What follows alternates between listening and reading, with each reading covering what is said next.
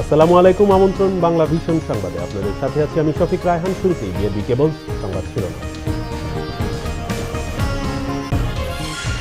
দেশে বিদেশে নানা অপপ্রচার সত্ত্বেও শত্রুর মুখে ছাই দিয়ে এগিয়ে যাচ্ছে দেশ। করোনার টিকা নিজেই বিএনপির অপপ্রচারের জবাব দিয়েছে, সংসদে বললেন প্রধানমন্ত্রী। আল জাজিরার all the prime minister's man প্রতিবেদনটিকে ভিত্তিহীন বলে প্রত্যাখ্যান সরকারের। মিয়ানমারের সঙ্গে 4 ফেব্রুয়ারির বৈঠক অনিশ্চিত। মিয়ানমারে 400 এমপি গৃহবন্দী, সূচির মুক্তির দাবি জোরদার। কঠোর হুঁশিয়ারি বাইডেনের, লন্ডনে রাষ্ট্রদূতকে তলব। রোহিঙ্গা নির্যাতনের সংখ্যা জাতিসংঘের। দেশে করোনায় আরও 12 জনের মৃত্যু, সবচেয়ে নিরাপদ দাবি করে মন্ত্রী, এমপি ও সচিবদের টিকা নেওয়ার আহ্বান স্বাস্থ্যমন্ত্রী।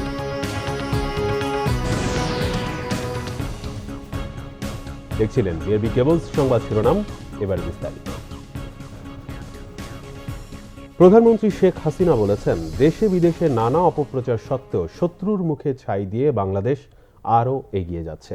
সংসদে তিনি জানিয়েছেন, দু একটি বিচ্ছিন্ন ঘটনা ছাড়া স্থানীয় সরকার নির্বাচন সুষ্ঠু হয়েছে, মানুষ ভোট দিয়েছে। ইভিএম থাকায় কারচুপির কোনো সুযোগ ছিল না।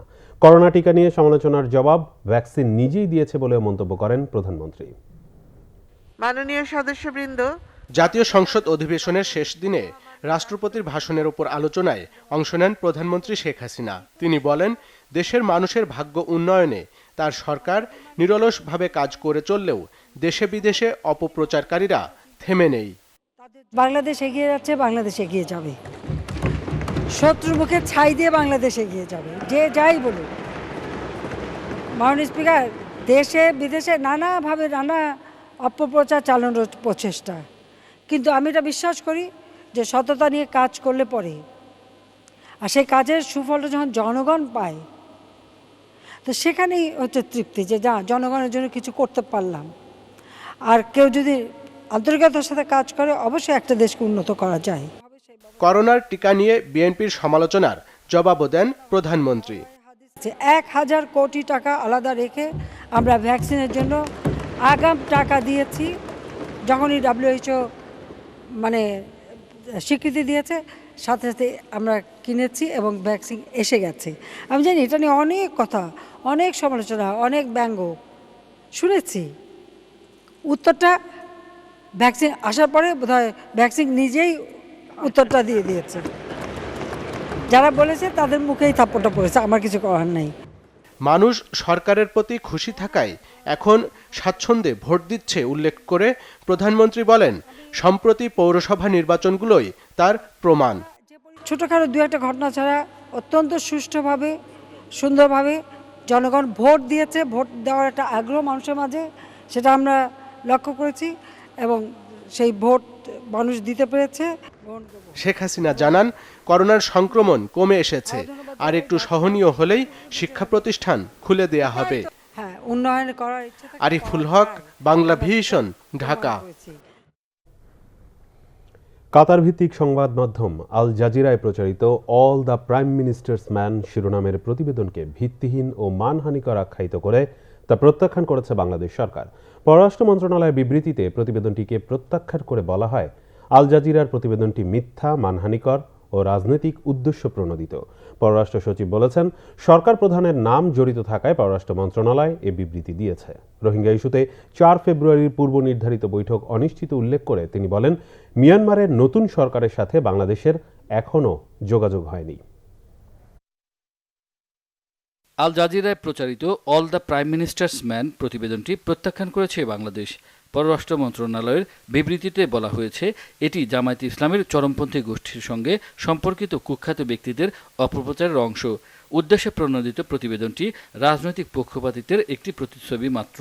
এতে নির্দিষ্ট ব্যক্তির সঙ্গে প্রধানমন্ত্রী ও বাংলাদেশের রাষ্ট্রীয় প্রতিষ্ঠানের জড়িত থাকার এক বিন্দু প্রমাণও হাজির করা হয়নি। মানসিকভাবে অস্থির প্রকৃতির একজনের কথার ভিত্তিতে সিদ্ধান্তে উপনীত হওয়া একটি আন্তর্জাতিক নিউজ চ্যানেলের জন্য বড় ধরনের দায়িত্বজ্ঞানহীন আচরণ বলেও বিবৃতিতে উল্লেখ করা হয়। এ নিয়ে পররাষ্ট্র সচিব মাসুদ বিন মোমেনও কথা বলেন। একটা দেশ যখন একটা বিবৃতি দেয়, এটা সবার উদ্দেশ্যেই থাকে সেটা, তাই না? সুতরাং আলাদা আলাদা করে তার বিবৃতি দেওয়া হয়, শুধু আপনাদের জন্য বা শুধু বিদেশি সাংবাদিকদের জন্য তা না, এটা সবার জন্য না। যেহেতু এটা আমাদের সরকার প্রধানকেও এখানে করা হয়েছে, সেই জন্য আমাদের পরিবর্তিত পরিস্থিতিতে মিয়ানমারের নতুন সরকারের সাথে যোগাযোগ না হলেও রোডম্যাপ অনুযায়ী রোহিঙ্গা প্রত্যাবাসনের ব্যাপারে আশাবাদী বাংলাদেশ। 4 তারিখে হওয়ার ব্যাপারে আমাদের প্রেফারেন্স আছে, চাইনিজদেরও আছে। সেই সময়টাই থাকবে নাকি মিটিংটা আরও ওই দিন হবে কিনা। তো আমাদের প্রেফারেন্স ছিল যে ওই দিন হওয়ার ব্যাপারে হয়তো কোনো লজিস্টিক্যাল ইস্যুস থাকতেও পারে, যেহেতু একটা পরিবর্তন হয়ে গেছে তাদের। আর তারপরও দ্রুততম সময়ে এই মিটিংটা করে এবং বাকি যেই রোড ম্যাপটা আমরা করেছিলাম মিয়ানমার রাষ্ট্রের সাথে, তো সেটাই যাতে বলবৎ থাকে সেটাও আমরা চাইনিজদেরকেও বলেছি। পররাষ্ট্র সচিব বলেন, জাতিসংঘ নিরাপত্তা পরিষদের জরুরি বৈঠকে মিয়ানমারের গণতন্ত্র পুনরুদ্ধার আলোচনার পাশাপাশি রোহিঙ্গা প্রত্যাবাসনের বিষয়টিও গুরুত্ব পাবে বলে আশা করছে সরকার। সংক্রান্ত আলোচনা চালিয়ে ইমরুল কায়েস, বাংলা ভিশন, ঢাকা। মন্ত্রী, এমপি, সচিবদেরও ভ্যাকসিন নেওয়ার আহ্বান জানিয়েছেন স্বাস্থ্যমন্ত্রী জাহিদ মালেক। তিনি দাবি করেছেন, দেশে যে ভ্যাকসিন আনা হয়েছে তা এ পর্যন্ত আবিষ্কৃত সবচেয়ে নিরাপদ ভ্যাকসিন। দুপুরে নেগলেক্টেড ট্রপিক্যাল ডিজিজ এনটিডি দিবস উপলক্ষে এক আলোচনা সভায় প্রধান অতিথির বক্তব্যে তিনি কথা বলেন। স্বাস্থ্যমন্ত্রী আরও বলেন, দেশের সব জেলায় করোনার টিকা পৌঁছে গেছে এবং 7 ফেব্রুয়ারি সারা দেশে টিকাদান কার্যক্রম শুরু হবে। ভ্যাকসিন ছাড়া করোনা মোকাবেলা দুরূহ উল্লেখ করে সবাইকে ভ্যাকসিন নেওয়ার আহ্বান জানান তিনি। আর এ ব্যাপারে স্থানীয় জনপ্রতিনিধি, সংসদ সদস্য, চেয়ারম্যান ও মেম্বারদের ভূমিকার উপর গুরুত্ব আরোপ করেন মন্ত্রী। ইতিমধ্যে 500 জনকে ভ্যাকসিনেট করা হয়েছে, যারা সকলেই ভালো আছেন এবং আমরা ইতিমধ্যে ভ্যাকসিন সব জেলায় পৌঁছে দিয়েছি, উপজেলা পর্যন্ত পৌঁছে যাবে এবং আমরা 7 তারিখে সারা দেশব্যাপী কার্যক্রম আমরা শুরু করব। এমপি মহোদয়রা আছেন, মন্ত্রী মহোদয়রা আছেন, সচিব মহোদয়রা আছেন, তাদেরকেও আমরা আহ্বান করব যে তারা আমাদের সাথে এই ভ্যাকসিনেট প্রোগ্রামে যোগ দিবেন। দীর্ঘদিন পর আবারও শুরু হতে যাচ্ছে ড্রাইভিং লাইসেন্সের স্মার্ট কার্ড বিতরণ কার্যক্রম। আবেদনকারীদের কার্ড দেওয়া শুরু হবে চলতি মাসের শেষ দিকে। বিআরটিএ বলছে, টেন্ডার জটিলতার কারণে এতদিন প্রিন্টিং প্রক্রিয়া আটকে ছিল। বর্তমানে দেশে 27,22,000 চালকের লাইসেন্সের স্মার্ট কার্ড রয়েছে, আর স্মার্ট কার্ডের অপেক্ষায় রয়েছেন আরও প্রায় 7 লাখ চালক। কিন্তু গত 1.5 বছর ধরে প্রিন্টিং জটিলতায় স্থবির হয়েছিল স্মার্ট কার্ডের বিতরণ। লাইসেন্স দিয়েছি 2 বছর আগে করতে, তো এখন আসলেই খালি ডেট বাড়ায় দেয়। 2020 সালের এপ্রিলে দেওয়ার কথা ছিল, এখন 2021 সাল চলে, 21 সালের ডিসেম্বর পর্যন্ত, মানে আরো 1 বছর। ড্রাইভিং লাইসেন্স 2018 সাল পরীক্ষা দিয়েছি, 2019 সাল থেকে আমি 4 বার এই ডেট বাড়িয়ে নিছি। এই পর্যন্ত 4 বার ঘুরাইতেছে, আমি বারবার আইতেছি, বারবার হরানি করতেছে আমাদের কোনো উত্তর দেয় না। আবার ডেট বাড়াই দিছে, তা আমরা মালিকের কাছে কি বলবো? মালিক তো আর বারে বারে আমাকে ছুটি দিবেন। যখন না আমার গাড়ির স্মার্ট কার্ডের জন্য আবেদন করি, ওই সময় আমাকে দিয়ে দিছে, কিন্তু এটা এখন পর্যন্ত পায় না। বারবার হয়রানি হচ্ছে, কারণটা তো আমাদের বলবে। আসলে কোনো স্মার্ট কার্ডের কোনো কথাই বলছে না। সবারই একই প্রবলেম বলতেছে, টেন্ডার যদি উনি ওই দিন 10 সেকেন্ডের মধ্যে উনি সিল মেরে পাঠিয়ে দিচ্ছে, মানে কোনো কথার উনি জবাবই দিচ্ছে না। বিআরটিএর পরিচালক শেখ মোহাম্মদ মাহবুব ই রব্বানী স্বীকার করেছেন, টেন্ডার জটিলতায় প্রিন্টিং প্রক্রিয়া ব্যাহত হয়। সরকারের ক্রয় সংক্রান্ত কমিটিতে পাঠাচ্ছিল, ওইখানে যে কোম্পানিকে সুপারিশ করা হয়েছে সেই কোম্পানিকে ব্ল্যাক লিস্টের কারণে কোথায় তার এই কারণে তাদেরকে দেয় নাই। নতুন টেন্ডারে নতুন একটা কোম্পানি কাজ পেয়েছে। চলতি মাসের শেষের দিকে আবারও স্মার্ট কার্ড বিতরণ শুরু হবে বলেও জানান তিনি। গণহারে যেটা আমরা সবাইকে যখন দেওয়া হইতো, তখন তারপরে কিন্তু আমরা কিছু রেশনিং করে দিছি। অলরেডি আমাদের মেশিনপত্র চলে আসছে, আমরা আশা করতেছি তারা এই মাসের শেষের দিক থেকে এটা কার্ড প্রিন্ট করে জনগণের মাঝে এটা ডিস্ট্রিবিউশন করতে পারবে। এবছরের জুলাই থেকে পরবর্তী 5 বছরের জন্য কার্ড তৈরি ও বিতরণের জন্য ইজারা পেয়েছে ভারতের Madras securities printers private limited. আগামী 6 মাসের মধ্যে সব স্মার্ট কার্ড বিতরণ করা সম্ভব হবে বলে আশা বিআরটিএ পরিচালকের। জালমান শফি, বাংলা ভিশন, ঢাকা। মৃদু শৈত্যপ্রবাহ অব্যাহত রয়েছে উত্তরবঙ্গ সহ দেশের বিভিন্ন জায়গায়। হাড় কাঁপানো শীতে বিপর্যস্ত জনজীবন, চরম কষ্টে ছিন্নমূল ও খেটে খাওয়া নিম্ন আয়ের মানুষ।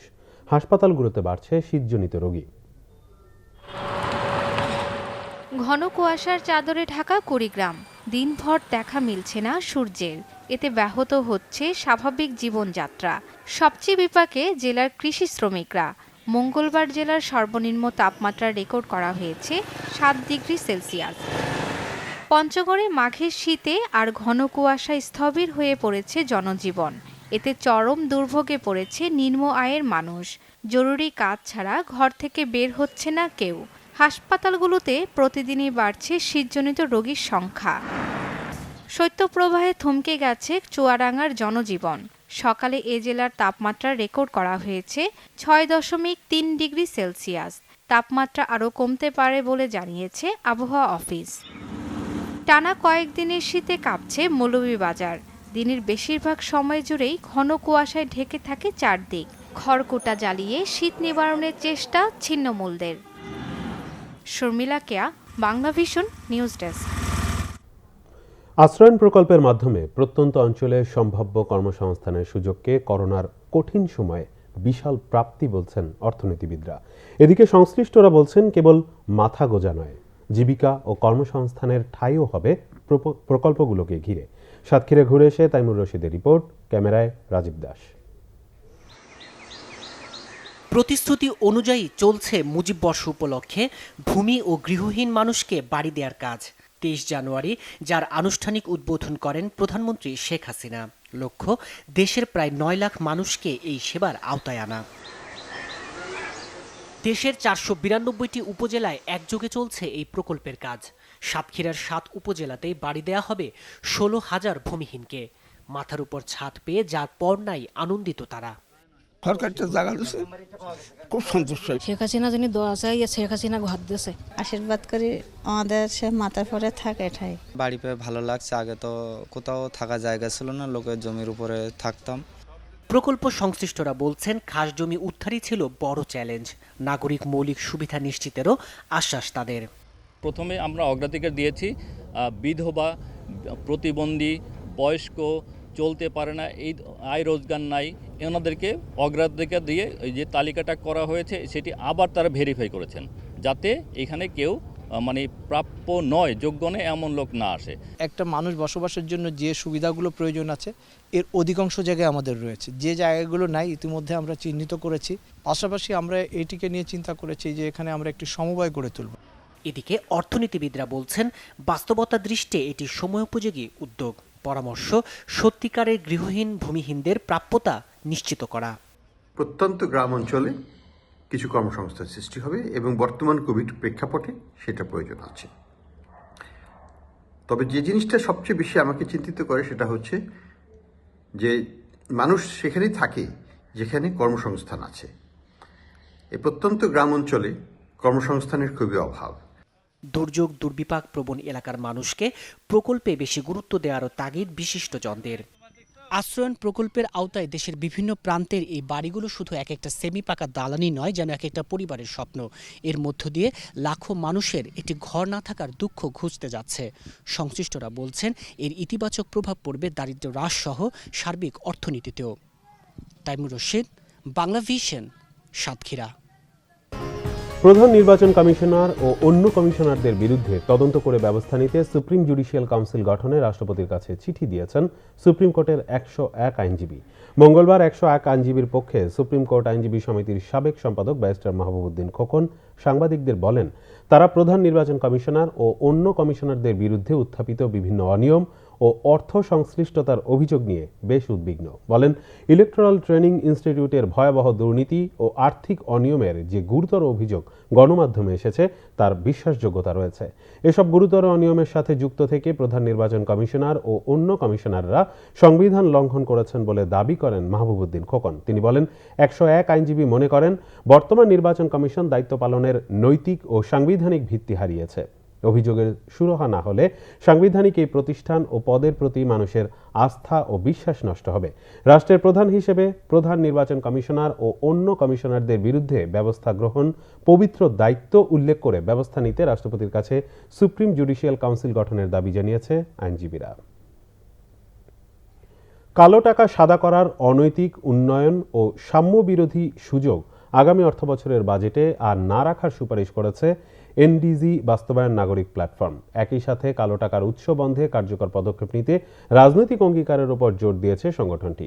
কালো টাকা সাদা হওয়ার অর্থনীতি লাভ নাকি ক্ষতি হচ্ছে এ বিষয়ে ভার্চুয়াল আলোচনায় এসব সুপারিশ করা হয়। মূল প্রবন্ধে এনবিআর এর সাবেক চেয়ারম্যান ডক্টর মোহাম্মদ আব্দুল মজিদ, কালো টাকার উৎস বন্ধে নানা উদ্যোগ তুলে ধরেন।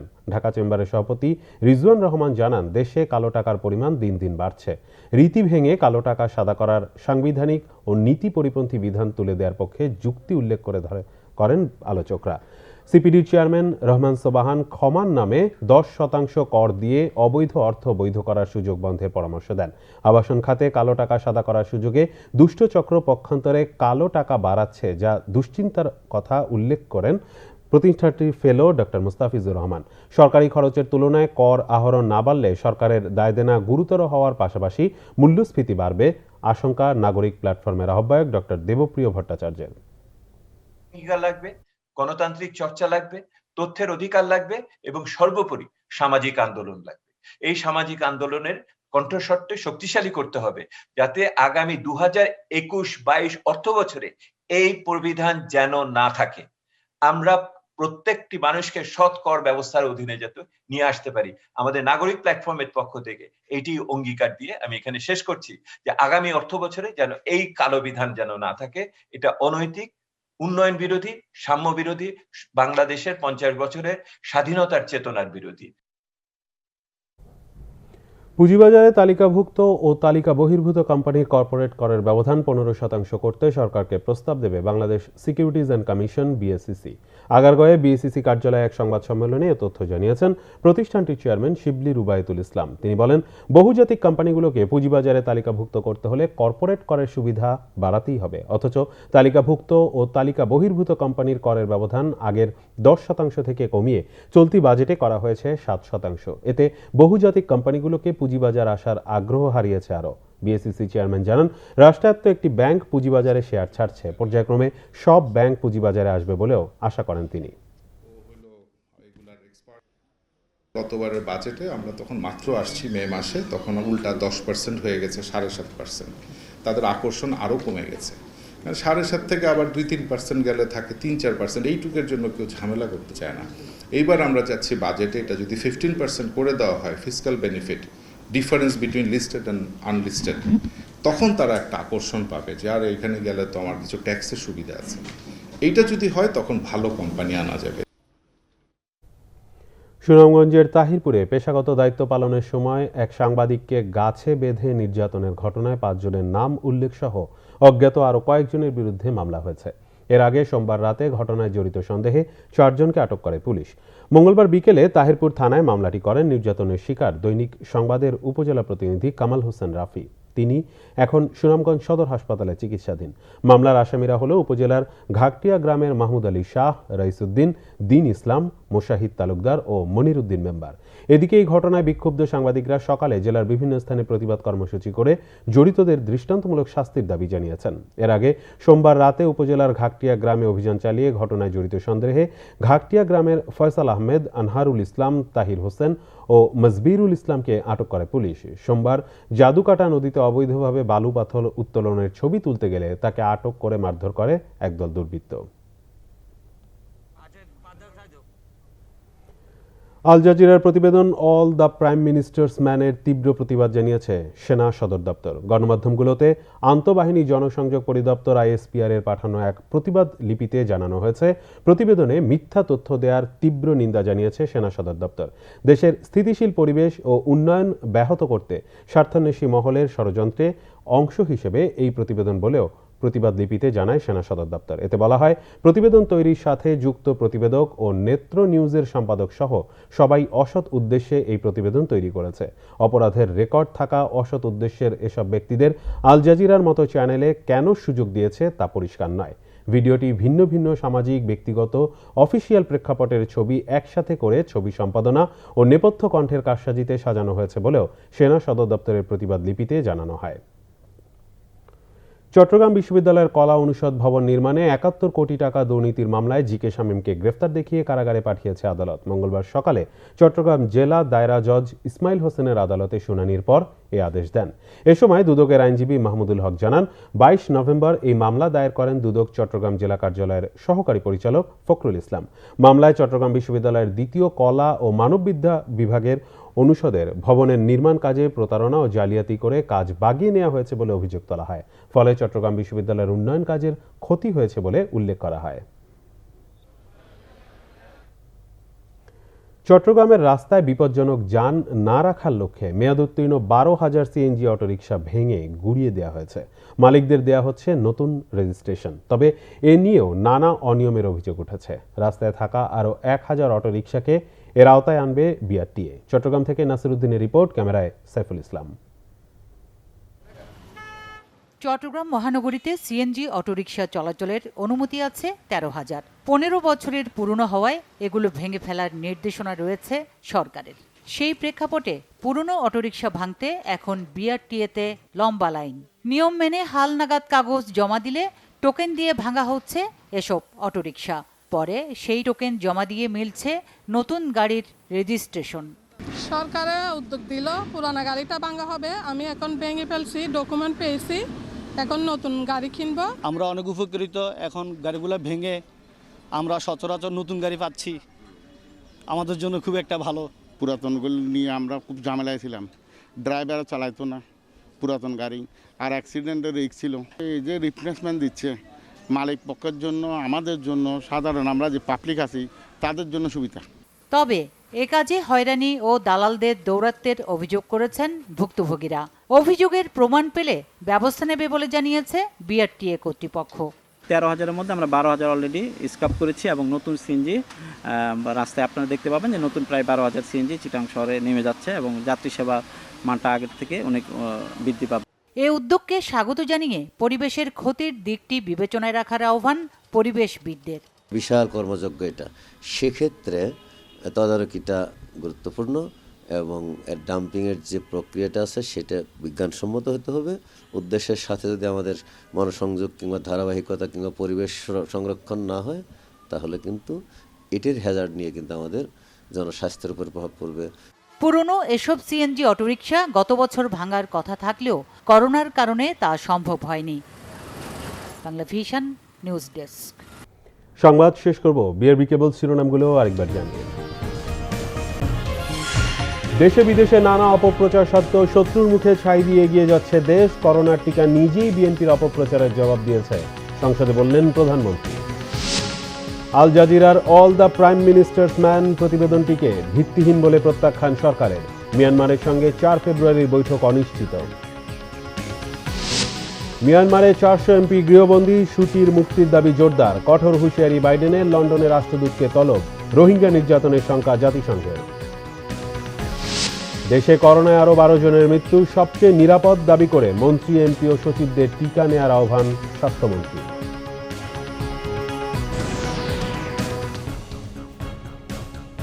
এই ছিল এখনকার মতো। পরের সংবাদ রাত 10:30টায় দেখার আমন্ত্রণ রইল। এছাড়া বাংলাভিশন সংবাদ ও সংবাদ সংশ্লিষ্ট অনুষ্ঠান দেখতে লগ ইন করুন facebook.com/বাংলাভিশন এবং সাবস্ক্রাইব করুন youtube.com/বাংলাভিশন নিউজ। এতক্ষণ সাথে থাকায় ধন্যবাদ।